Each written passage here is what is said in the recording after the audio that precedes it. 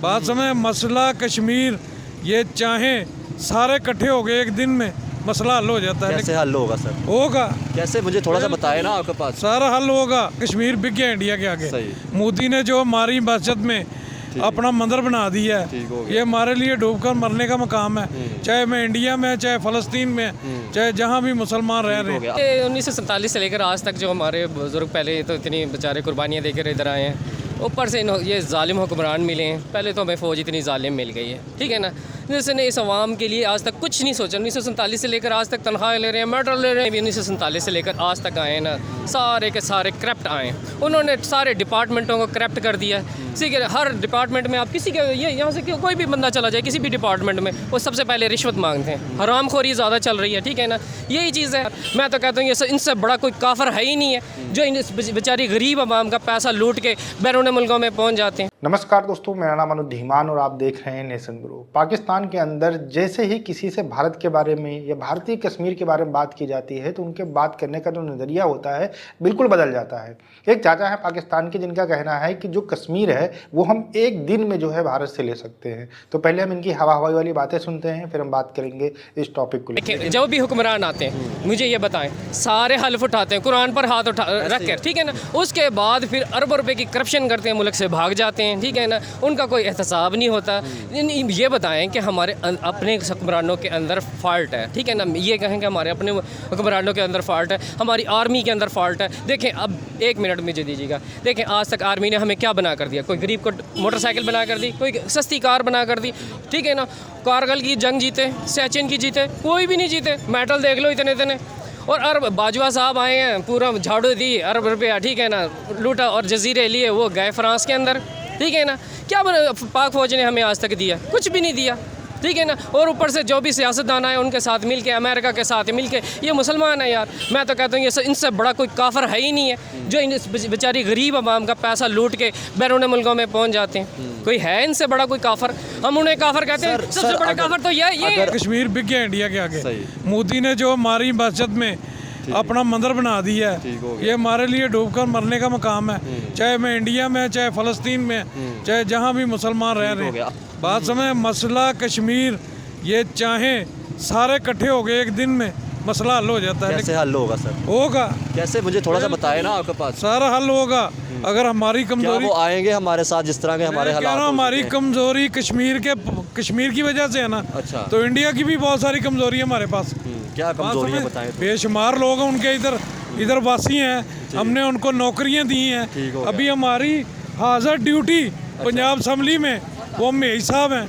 लेकिन सर वो तो पाकिस्तानी है ना, वो हिंदू है, लेकिन वो पाकिस्तानी है ना, वो इंडियन तो नहीं ना है। उनको तो शर्म करनी चाहिए ना, इंडिया को, हमारे लोगों को वो इतना ब्लाइज कर रहे हैं। अच्छा। और उनकी औरतों को हम जलील कर रहे हैं। मैंने कल उनके एक मुसलमान लीडर है, मैंने उनकी कल इंटरव्यू सुन रहा था, उन्होंने कहा मुसलमान इंडिया का, उन्होंने कहा शुक्र है हमारे बड़े पाकिस्तानी के मुसलमान के, नहीं तो हम भी कटोरा लेके फिर रहे थे। तो क्या ये फिर हमारे लिए शर्म की बात नहीं है? ये बिल्कुल हमारे लिए शर्म की बात है कि हमारा जो सऊदी अरब का बहुत सारा लेवल था, वो भी अल्लाह का घर है, वहाँ पे उसके नबी का घर है, लेकिन ये उनकी बरादरी की वजह से लो होता जा रहा है। हम भी अंग्रेज़ों के साथ आपस में कंपलसेट कर रहे हैं। इसका मतलब फिर सर कहीं ना कहीं गलतियाँ हमारे अपने सियासतदानों की थी कि जो आज हमने ब्लेम अमेरिका, इंडिया या इजराइल पे लगाया, अपनी गलतियाँ थी। अभी हम फिर सोच रहे हैं IMF से कर्जा लेने की कि ये जो बोतल है ना, अल्लाह खैर करे, 500 रुपये की होगी। ये पेप्सी की बोतल 500 की होगी, जो 80 रुपये से 200 सवा 200 की हो गई है। ईद पे फॉरेन कंट्री में हम रह के आए हैं, वो चीज़ें बाहर निकाल के, फॉरेन कंट्री के अंग्रेज़ बाहर निकाल के छोड़ देते हैं। और भी जिसने नहीं खाया आज खुशी का दिन वो भी खा ले। और हम खुशी का दिन आने से पहले ही आलू की चीज़ 500 आलू 30 रुपये किलो, हमने 90 रुपये किलो कर दिए हैं जी। ये कोई बात थोड़ी है। क्या समझते हैं, ट्रेड जब तक खुलेगी, अगर हिंदुस्तान से बात की जाए, ईरान से ट्रेड खुलेगी तो फ़ायदा नहीं होगा पाकिस्तान? सर ये तो बात है, इनकमिंग आउटगोइंग शुरू हो, हमारा माल उधर जाए, उधर से इधर आए, कोई बिजनेस में। चलो ये था शहबाज शरीफ के दौर में लोग ठेके मिलते थे ना, एक पुल बन रहा है, 5000 मजदूर काम कर रहा है, 5000 मजदूर को पैसे मिलते हैं, वो पैसे ठेकेदार उनको देता है, वो अपने घरों में देते हैं, घर वाले बाजार में आते हैं, अपने सिस्टम चल रहा था। सिस्टम अभी आप चले जाएं शाह आलमी के सामने मजदूर हो रहे हैं 500-400 से ज़्यादा मजदूर। सिस्टम रेगुलेशन में था कि रेगुलर लोगों को पैसे मिल रहे थे, काम चलने चाहिए। बात तो ये है, बस हमारे मजदूर का कोई नहीं सोच रहा। गुर्बत, आज एक बंदा फौत हो जाए ना 1 लाख रुपया चाहिए उसके कफन दफन के लिए। बिल्कुल वो सर, कौन आपने भी अभी कश्मीर की बात की। एक तरफ आपने कहा कि हमारे मजदूर का कुछ नहीं सुना, आपको नहीं लगता था पहले अपने घर का सोचना चाहिए था, अपने पाकिस्तानियों का सोचना चाहिए था, फिर उसके बाद बात करते? बस यही बात है ना, 2008 से लेकर आज तक 2008 से लेके आज तक 2024 से आप ठीक है बेरोजगार फिर, तो ये बताएं फिर जो नई जनरेशन है उनका क्या होगा?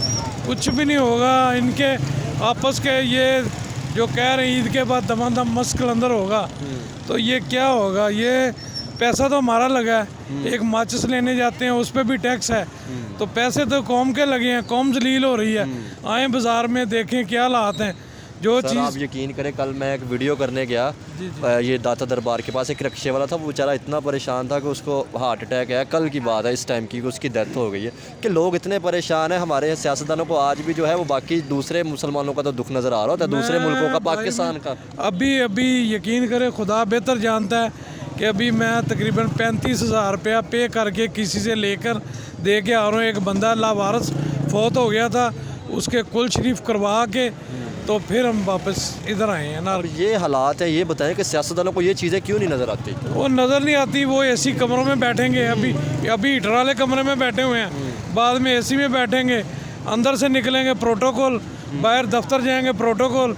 कौम को कौन याद करता है? और सर फिर आके एक ही बात करेंगे, जब इक़्तिदार पे बैठेंगे या तकरीर करेंगे तो ये कहेंगे कि हमने कश्मीर लेना है, आपने हमारा साथ लेना है। तो क्या समझते ये जहाँ पे कश्मीर की मैं 110 पॉइंट आपको बताता हूँ। जब खान साहब जब अमेरिका मिल के आए थे, उसके बाद खुदा कश्मीरियों को जानता है या कश्मीरी खुदा को जानते हैं कि उन्होंने जो जुल्म किया उनके ऊपर। ठीक होगा, खान इसका साहब ने। कोई जवाब नहीं है। उन्होंने बेच दिया इंडिया को। दोस्तों आपने देखा जो पाकिस्तान के लोग हैं ये लगातार पाकिस्तान के अंदर जो समस्याएं चल रही हैं उनके बारे में बात कर रहे हैं, किस तरीके से बेरोजगारी है उसके बारे में बात करें, किस तरीके से महंगाई है उसके बारे में बात कर रहे हैं। और खासकर इस समय रमज़ान चल रहा है, उसमें जो महंगाई है पाकिस्तान के अंदर वो पूरा का पूरा रिकॉर्ड तोड़ चुकी है। इन सारी चीज़ों के ऊपर बात करते हुए ये हमेशा रोते रहते हैं कि हमारे जो नेता हैं वो करप्ट हैं, हमारी आर्मी ख़राब है, हमारे देश पूरा ख़राब है, एक दूसरे का साथ नहीं देते हैं, एक दूसरे की टांग खींचते रहते हैं। मतलब इस तरीके की बहुत सारी बातें ये हमेशा करते रहते हैं। लेकिन जैसे ही कश्मीर का नाम आता है इनके बात करने का तरीका बिल्कुल बदल जाता है। ये कहते हैं कि भारत वहाँ पर बड़ा जुल्म कर रहा है और हमें उनको बचाना चाहिए और हम जो है कश्मीर को लेकर रहेंगे, 1 रात में हम कश्मीर को ले लेंगे, 4 रात में हम कश्मीर को ले लेंगे, हमारे अंदर जज्बा है। मतलब दुनिया भर की बातें ये करने लगते हैं। लेकिन उसके बाद जैसे ही फिर से पाकिस्तान के ऊपर बात आती है फिर से रोने लगते हैं कि हम भैया 15 साल से बेरोजगार बैठे हैं और हमारे घर में खाने नहीं है। मतलब दुनिया भर की समस्याएं गिनाने लगते हैं। मतलब ये लोग सिर्फ कश्मीर के बारे में बात करने के लिए हमेशा उत्साह दिखाते हैं, जज्बा इनके अंदर आ जाता है। लेकिन जो पीओके इनके पास में जो कश्मीर है वहाँ के बारे में कभी बात नहीं करेंगे, वहाँ पर जो सिचुएशन है उसके बारे में कभी बात नहीं करेंगे। ये हमेशा भारत के कश्मीर के बारे में बात करेंगे। बलूचिस्तान के अंदर कितना ज़्यादा लोगों के ऊपर अत्याचार होता है उसके बारे में बात नहीं करेंगे, गिलगित के बारे में बात नहीं करेंगे। ये सिर्फ कहाँ के बारे में बात करें? भारत के मुसलमानों के बारे में और भारत की कश्मीर के बारे में। इसके अलावा कहीं पर बात नहीं करेंगे। इसके अलावा ये हमेशा रोते रहते हैं या फिर कटोरा लेकर पूरी दुनिया के अंदर भीख मांगते रहते हैं। आपका क्या कहना है हमें कमेंट सेक्शन में जरूर बताइएगा। मिलते हैं नए वीडियो के साथ। नमस्कार, धन्यवाद, जय हिंद, जय भारत।